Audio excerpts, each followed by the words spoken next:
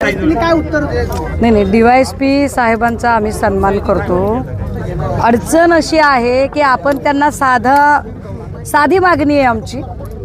ते म्हणाले की SIT वगैरे विषय माझ्या हातात नाही, मी समजू शकते त्यांच्या हातात नाही। ते म्हणाले की चाकणकर जयकुमार गोरेला मी नोटीस काढू शकत नाही, मी समजू शकते।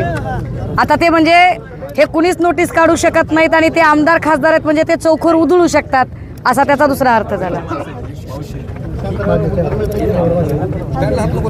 ज्या अर्थी ते चौखर उधळू शकतात ते आमदार खासदार आहेत म्हणून आणि त्यांना कुणीच नोटीस काढू शकत नाही।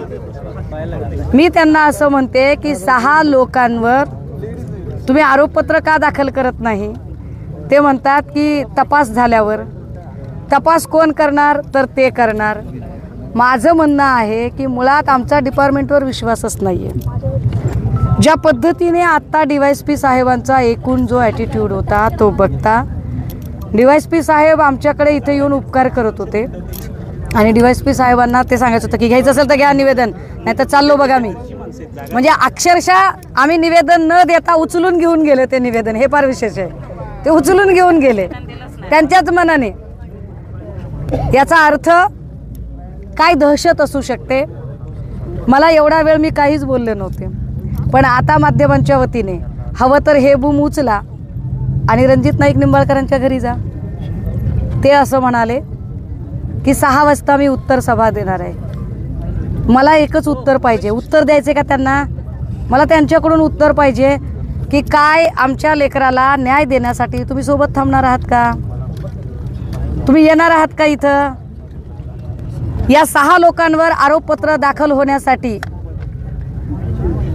खासदार रणजित नाईक निंबाळकर, माजी खासदार रणजित नाईक निंबाळकर, माजी खासदार रामराजे निंबाळकर, हे सगळेच लोकांनी यावं, एकाने नाही सगळ्यांनीच इथं यावं। तिकडे बसून उत्तरं देण्यापेक्षा शह आम्ही काय इथं कुस्त्यांचा सामना करायला आलो नाही, आम्ही इथं कुस्त्यांचा फड रंगवायला आलो नाही, आम्ही मदत मागायला आलोय। आम्हाला मदत पाहिजे आहे। विचार करा, हा जर ॲटिट्यूड अधिकाऱ्यांचा असेल तर एकटा माणूस आल्यावर त्याचं काय म्हणणं हे ऐकतील। जर त्यांना असं वाटतंय की लोक थांबतील आणि निघून जातील तर माझी लोकांना सुद्धा अडवणूक नाही। अगदी त्यांना वाटलं तर त्यांनी बिनधास्त घरी जावं, काही म्हणणं नाही। मी अगदी एकटी सुद्धा इथं बसून राहायला तयार आहे। पण जर त्यांना उत्तरच द्यायची नसतील आणि या सगळ्यांमध्ये तिकडे खुर्च्या मांडण्यापेक्षा इथं आमच्या शेजारी या आणि एका लेकीच्या न्यायाचा लढा आहे, तो लढा लढण्यासाठी इकडे थांबा आणि ही 6 नावं कधी आरोपपत्रात येणार आहेत याचं उत्तर आम्हाला द्या। DYSP साहेब जावा जबाबामध्ये जर त्यांनी सांगितलं तर आम्ही तो रेकॉर्डवरती घेऊ। तुमचं असं म्हणणं आहे की जे 4 पानी पत्र लिहिलेलं आहे त्याला सुसाईड नोट म्हणून कन्सिडर करा आणि थेट आरोपी करा। नातेवाईकांचा जबाब महत्त्वाचा असतो, पण त्याहीपेक्षा ज्याचा जीव गेलाय त्याचा मृत्यूपूर्व जबाब अधिक महत्त्वाचा आहे आणि मृत्यूपूर्व जबाबामध्ये स्पष्टपणे 6 नावं मेन्शन केलेली आहेत। मग अजून कुठल्या जबाबाची वाट बघता? इथे वेड्यात काढता आम्हाला? मूर्ख होता आम्ही का डोक्याला गुडतेल लावतोय? आता काय जबाब देणार आहे की नाही? कुटुंबीय जबाब देणार आहे की नाही? कोण? आमचा विश्वासच नाही राव त्यांच्यावर। अशा पद्धतीने जर ते द्यायचंय का नाही, निघालो मी, उपकार करताय आमच्यावर? सिस्टीम सांगते तुम्हाला। म्हणजे चाकणकर सारखी बाई आबरूचं मातेरं करायला जेव्हा इथं येते तेव्हा तुषार दोषी मागे पुढे करतात आणि अख्खा गाव इकडे गोळा होतो, तेव्हा अधिकाऱ्यांना थांबायला नको होतं?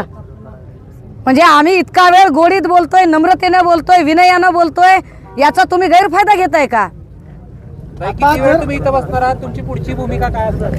बघू दादा, मी किती वेळ इथं बसणार आहे याचं उत्तर आता उत्तर सभेने द्यावं। म्हणजे 6 वाजता उत्तर सभेने भेटलं तर रणजित निंबाळकरांच्या उत्तराची अपेक्षा। त्यांच्याकडे जावं लागेल मला, ते मोठे आहेत ना, त्यांच्या दारात जाऊन बसावं का मी?